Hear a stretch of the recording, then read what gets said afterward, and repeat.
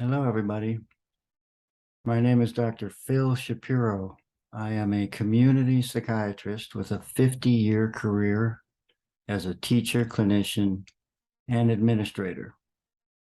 I also have an interest in mind, body, spirit medicine, and have had a spiritual practice as a spiritual seeker for likewise 50 years. As a result of my endeavors in these two fields, I have constructed a model called healing power.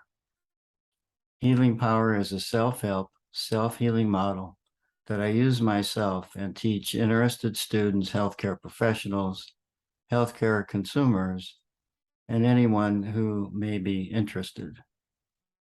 Healing power addresses the inevitable suffering of life that cannot be fixed by the medical model, and it approaches this suffering from the spiritual point of view. Healing power is actually my story in model form.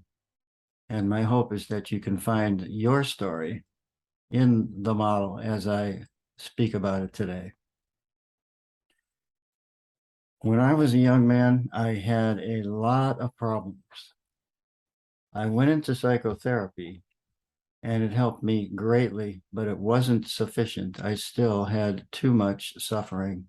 So I became a spiritual seeker. I studied with the saints, sages, gurus, teachers, and masters of the great faith traditions, searching their models with a fine-tooth comb, looking for elements that would strengthen the healing process. I followed their recommendations and practiced the methods: mindfulness, meditation, service, yoga, the transformation of emotion, habit transformation, affirmations, breath work, and more. The results were profound. I was helped greatly and deeply. What this did was create a desire to share this with my colleagues and patients at work, because there was an additional realm of healing power available for patients and professionals in the healthcare profession. However, this was impermissible because bringing this kind of talk to work about spirituality and religion was obviously controversial, and it would have been considered inappropriate and even get somebody into conceivably a lot of trouble. This changed, however, with the advent of mind, body, spirit medicine, where it became absolutely clear with massive, overwhelming evidence that people with an active faith system, I believe it could be a positive belief system, whether it's secular or spiritual, have better outcomes in medicine, surgery, mental health, and addiction. In other words, when you find a system that works for you, something clicks in the mind and in the brain that is sent down from the mind and brain into consciousness and into the cells that has to do with healing and pain management. The task then becomes, is it possible to figure out a way to transfer this, even now that mind-body medicine has set up a platform that's medically, scientifically, and politically safe and correct to stand on and walk on and talk on and teach on? Can we figure out what is that healing principle and transfer that from religion and spirituality safely, efficiently, and effectively to healthcare, to the healthcare community? This would have to be palatable to atheist, agnostic, religious, and spiritual persons. And it would have to have a language that is not toxic, invasive, and and provokes and releases traumatic memories, because so many people have had toxic experiences in the field of religion in their personal experiences. So I became intellectually obsessed with this question. And after many years of work, study, suffering, and transformation of that suffering to higher states of consciousness through the practice of the spiritual methods I was learning, I created the model Healing Power. Healing Power is comprised of 5 books. And I'd like to share with you my findings.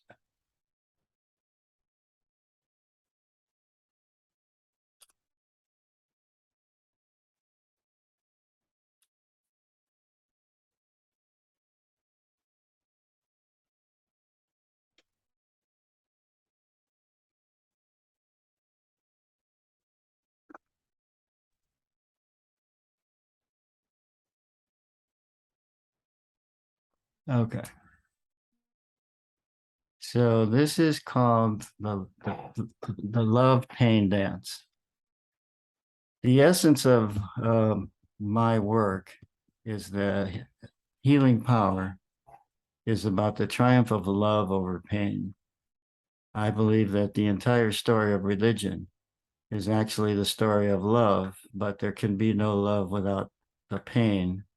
And that should become eminently clear as you go through life. And if not, it should be made clear to us that it's really about love and pain and how they dance together. So follow along with me, if you will. These 10 steps permeate my work. Life is school.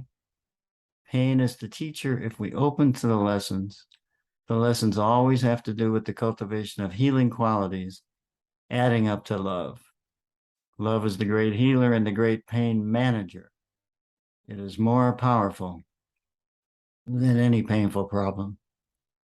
What we need to do is hold love and pain in the same space with a method, and then watch the love pain dance manifest in an unlimited variety of ways. And I mean unlimited. If we do this, what happens is that love will contain, reduce, or eliminate your pain or guide you through what is left. And you can prove that thesis to yourself through direct personal experience if you practice the recommended methods. What happens is that love will win in the end, but not on our schedule. The story of life is the triumph of love over pain.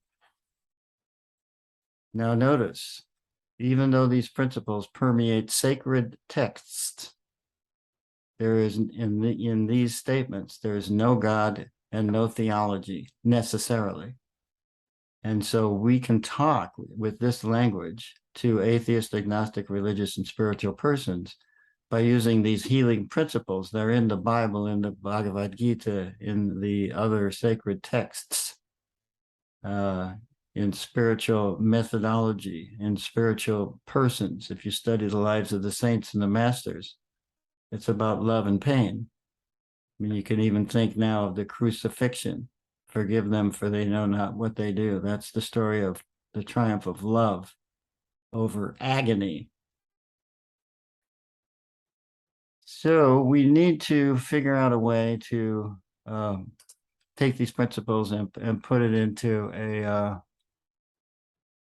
a mechanism for practice. And that is done in this model through what's called the universal healing wheel. So the universe, this is actually the 10 principles, the love and the pain that we just talked about in a formula: PMQ, pain, method, quality. So the pain is the physical, mental, emotional, interpersonal, or spiritual, and that's the P in this formula PMQ. The Q is the love, and love is defined in this model. Obviously, you have to have a definition of love. If you ask 1,000 people about what love is, you'll get, hundreds of different definitions. In this model, love is 100 healing qualities that ultimately lead to higher states of consciousness. So this list is called the spiritual alphabet. Actually, this is what the Bible, the Bhagavad Gita, other sacred texts, and spiritual people who are advanced, this is what love is the ingredients of love, the attributes of love, the healing powers of love.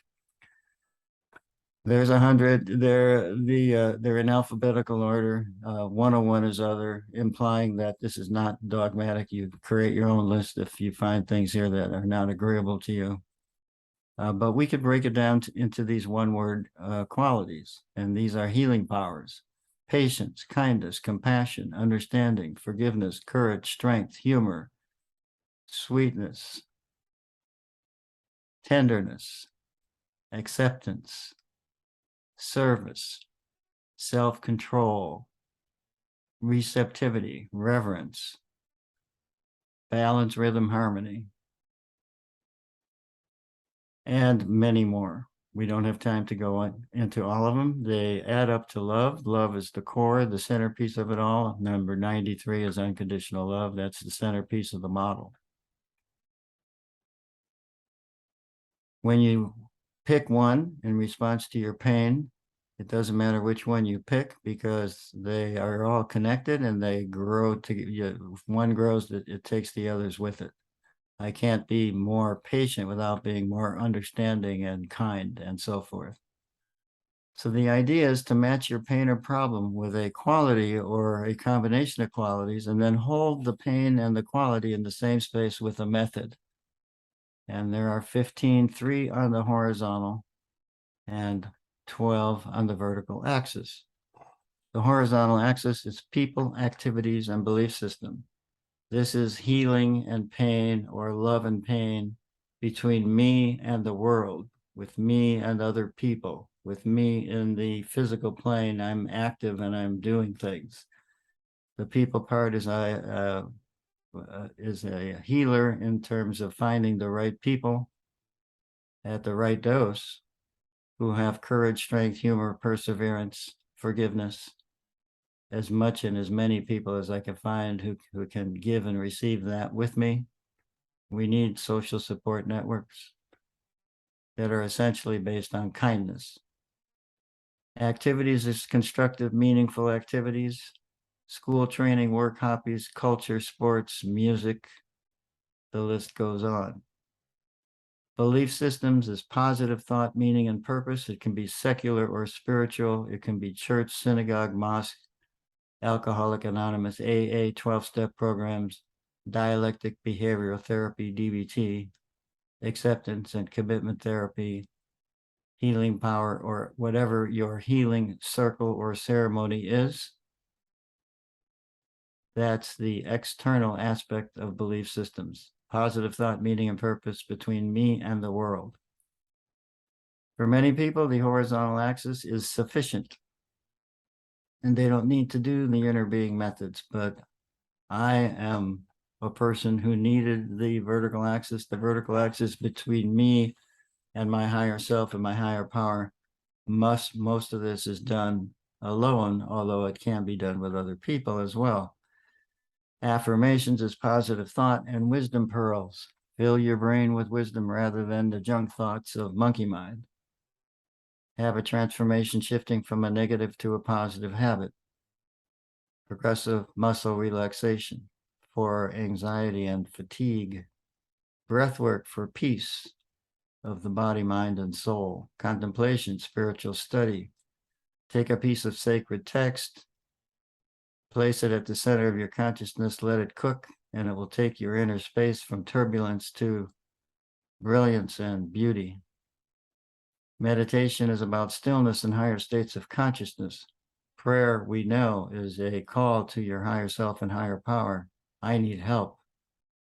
Mindfulness, there's a chapter on each of these, and I've created a synthesis of a variety of approaches of mindfulness into a very powerful method. The presence of God is similar to mindfulness, but you add God to the moment for those who have an actual God that they're in a relationship with. Service is a vertical axis and a horizontal axis, a method. The vertical axis meaning I'm love, it's about love and service without attachment to the outcome. Yoga in this model is not just hatha yoga, it's love, service, wisdom, and stillness. And transformation of emotion is about the self-help aspect of psychotherapy. There are 15 methods. Not everybody needs all of them. I do. Some do. Most only need a few key ones. People, activities, belief system, affirmations, and mindfulness and breath work, meditation. That's a nice core package for many people. So let me drill down on this just a little bit more and show you some examples of PMQ. So I'd like to make a point about the PMQ. PMQ is actually a kind of a boring, sterile formula, paid method quality, but I want to tell you it's loaded with creativity and power. These are the ABCs of spiritual work. And if you grind these out in the daily grind, at work, at home, at play, if you have a string of PMQs that you're working, a spiritual program to one continuous sacred ritual, and I'll show you what I mean by that, it will take you to spiritual evolution. You'll feel better, become a better person, and experience higher states of consciousness. So any pain or problem, 15 methods, 100 qualities. And if you think about it, there are thousands of different painful problems. So you can spin that dial and get what problem you want to work on. This model has 15 methods. So there's 15 choices there. You spin that dial, pick your method, and then you have 100 qualities. So you have essentially unlimited variety of potential PMQs. This is a snapshot of just one set of very popular problems. For I'm lonely, bored, I've experienced loss, physical illness, I have bad habits, I'm tired, I'm anxious, I'm confused, I'm restless, I'm afraid, irritable, I'm judgmental, guilty, I'm worried, I'm angry. These are universal, common, daily occurrences. So how does this model approach it? Well, I'm lonely, I'm going to go to the people part and find a friend and cultivate joy, have some fun. I'm bored, activity, volunteer, cultivate generosity. Loss, belief system, go to church, AA, cultivate community. Physical illness, affirmation, acceptance. Addiction, habit transformation, contentment. Fatigue, progressive muscle relaxation, energy. I'm anxious. I'll practice breath work and cultivate peace. I am confused. I will read sacred text and cultivate wisdom. I'm restless. I'll meditate for even-mindedness. Fear, prayer, courage. Irritability, mindfulness, patience. I'm judgmental. I'll practice the presence of God and cultivate unconditional love. Learn how to love people rather than judge them. I'm guilty. I will practice service for forgiveness, for self-forgiveness. Worry, yoga, harmony, anger, transformation of emotion, and I will cultivate understanding. So there are the PMQs, and the idea is to put the PMQ in the same space. You recall that was one of the principles. All I have to do is find a problem, practice a method, cultivate a quality, hold the PMQ in the same space. So I'm anxious, I'm meditating, I'm going to cultivate peace. That's the cue. But I have to sit there and work through my anxiety rather than jump ship into an unhealthy escape like, power, control over others, food, drugs, alcohol, and so forth. Unhealthy escapes, that means that the love and pain are not in the same space. We're separating it, trying to kill the pain with something that's ultimately going to take you away from the love, from the higher qualities. So sit there and work with your pain and hold yourself in it and work these methods and work these qualities. And what will happen is the love will grow. The qualities will grow. They will become ever more refined and purified. And then as the love and the qualities grow, they will contain, reduce, or eliminate your pain and guide you through what is left. But not only that, what happens is if you practice these ABCs of spiritual daily grind work, just meditate in the morning and at night and practice the mindfulness or the presence of God or service, affirmations and breath work during the day. And that way you can always be practicing a method. And when the mind yo-yos away, you bring it back to your method and quality, and you could spin that wheel, roll the wheel, keep practicing this. hundreds, thousands, tens of thousands of times for days, weeks, months, years, decades, this is what happens. So this is called the house, 3-story house. The pane's on the first floor. The methods are 15. Those are the steps to the second floor. The second floor is the higher self or soul. That's the cue where the love is. And we take those qualities from the second floor with these methods and bring it down to the first floor. That's what the arrow is, to that first floor. So you manage your pain skillfully on the first floor with the methods and qualities. And you do that, like I say, thousands of times. And what happens is it creates an updraft. In other words, love by definition is expansive. And at some point, after a lot of work and a fair amount of suffering, what happens is that that ceiling of that second floor opens up and it takes you to a third floor where there is super consciousness, the peace that surpasses understanding, pure unconditional love, unfathomable stillness, intuitive wisdom, a feeling of oneness with everything, ecstatic joy. These experiences are referred to by people as bliss, nirvana, God. It does not matter what we call it. The experience is gorgeous. Inside of each and every one of us, there are gems, treasures, jewels, diamonds, representing the higher qualities and higher states of consciousness in this model. The word for it is love. You can call it the Buddha. You can call it Christ consciousness. You can call it the Atman or soul. You can call it whatever you want. The experience is great. And so what happens is if you practice the methods, your healing power expands, you become a more skillful pain manager, and you evolve spiritually. Spiritual evolution in this model means I feel better, I'm becoming a better person, and super conscious experiences come and go. I'm told in the studies that I engage in that where the saints and sages live, the spiritual super consciousness comes and stays. I don't know about that, but I do know that these experiences are accessible with doing the work as recommended.